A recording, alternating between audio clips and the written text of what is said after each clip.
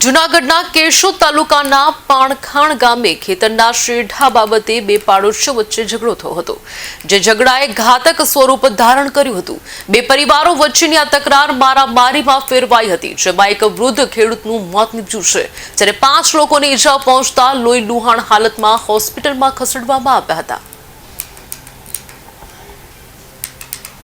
आज रोज Keshod police station पाणखाण गामे सीमમાં एक सेठाમાં ચાલવા બાબતની તકરાર થતા ગામના પરિવાર તેમજ જોટા પરિવાર વચ્ચે બોલાચાલી ઝઘડો થતા તેમાં કિરસાણભાઈ રાયમલભાઈ ગાંગડાનું મૃત્યુ થયેલું છે।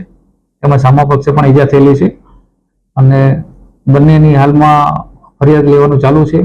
બનાવડી જગ્યાએ પોલીસ મૂકેલી તકેદારી બંદોબસ્ત રાખેલ છે, તેમજ પોલીસે બંને પક્ષોની ફરિયાદ લેવાનું કાર્ય હાલમાં ચાલુ છે અને તે પૈકી 2 વ્યક્તિઓને જૂનાગઢ રિફર કરવામાં આવેલ છે। એમાં જેઠસુરભાઈ અને વિક્રમભાઈ, જેઓને જૂનાગઢ પણ રિફર કરેલા છે।